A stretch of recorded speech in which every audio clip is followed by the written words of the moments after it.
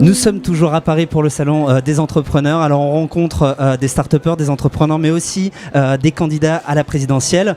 Armayad, bonjour. Merci d'être avec nous et de passer sur notre plateau. Ma question est simple. Vous vous situez plutôt au centre de l'échiquier politique. Je suis une candidate indépendante. Vous êtes une candidate indépendante. Comment est-ce qu'on fait pour se différencier quand justement il y a plusieurs candidats qui se positionnent sur le même créneau que vous ? Je ne crois pas. Je pense être la seule sur mon créneau. Écoutez, depuis le début de mon engagement politique il y a 10 ans, je pensais justement qu'on serait un certain nombre à me ressembler. Et je suis entrée dans ce système politique, on a refermé la porte derrière moi. Parce qu'il faut comprendre que le système politique n'a rien de disruptif et n'accepte nullement l'innovation. Elle n'aime que la rente et l'héritage. Donc de fait, je continue à occuper un créneau par nature différent. Et en même temps, je vais vous dire, moi je suis dans une optique de rassemblement.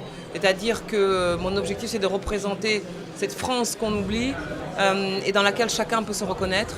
Et j'appelle à une société de la reconnaissance, c'est-à-dire du mérite, du travail, de l'éducation et de l'égalité des droits. La reconnaissance, comment est-ce qu'on arrive à se faire reconnaître quand justement l'attention des médias se porte sur d'autres candidats ? Je fais un parallèle avec les entrepreneurs qui, à un moment donné, doivent démarrer aussi. Vous êtes un petit peu dans cette même position. Comment est-ce qu'on fait pour justement se faire plus entendre ? Eh bien, on a deux choses que les autres n'ont pas. La liberté et la créativité. Et cela finit toujours par payer. Vous savez, les favoris d'un jour ne sont pas forcément les gagnants de demain. Je crois que ça aura été la grande leçon de ce début de campagne en 2017. Donc en général, ceux qui sont aujourd'hui présentés comme les chouchous des médias, soyez sûrs qu'ils ne seront pas sur la ligne d'arrivée. Aujourd'hui, donc là, vous êtes au Salon des entrepreneurs.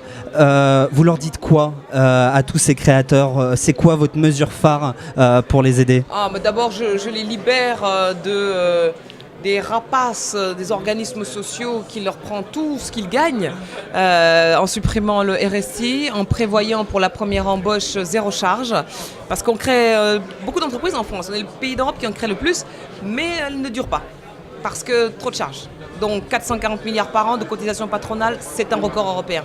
Donc on commence par prévoir zéro charge pour la première embauche, on supprime le RSI, on baisse l'impôt sur les sociétés.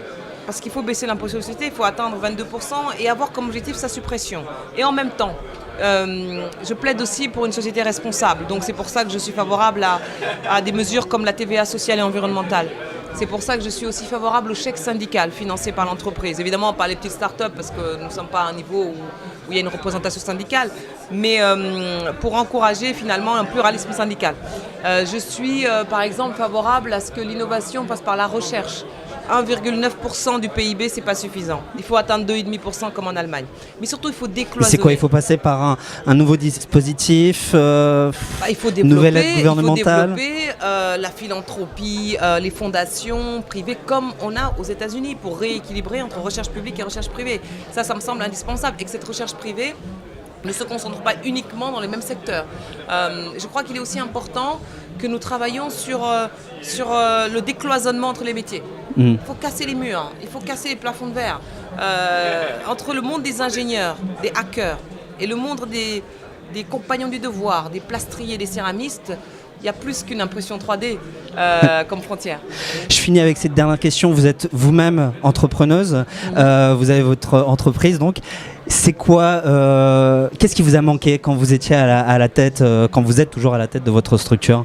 Écoutez, moi c'est une toute petite structure où il n'y a pour l'instant que moi parce que je le fais démarrer et parce que la politique n'est pas pour moi un gagne-pain, c'est un engagement complètement désintéressé. Je n'ai aucun mandat dont je peux vivre aujourd'hui en politique, donc j'ai un engagement à côté et ça passe par l'entrepreneuriat.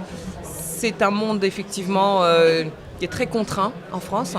Mais en même temps, ce qui se passe depuis 5-6 ans, cette révolution numérique autorise désormais tout. C'est-à-dire qu'on voit des très belles aventures qui naissent à partir de rien, sans moyens, mais par l'imagination, la créativité, le savoir-faire, eh bien, on a des success stories absolument extraordinaires qui ne se limitent d'ailleurs pas à la France, mais qui arrivent à rayonner sur le monde entier. Donc moi, je suis plutôt sur des secteurs comme l'audiovisuel, sur l'international, à l'export, mais quel que soit le secteur, je pense qu'il y a un potentiel formidable à travers cette révolution numérique, mais qui ne se limite pas au numérique. L'intelligence artificielle, le cyberdéveloppement m'interpelle aussi. Merci à vous Ramayad d'être passé sur notre plateau et nous on continue à parler avec d'autres start-upers, d'autres entrepreneurs sur le salon des entrepreneurs. Merci à vous. Merci.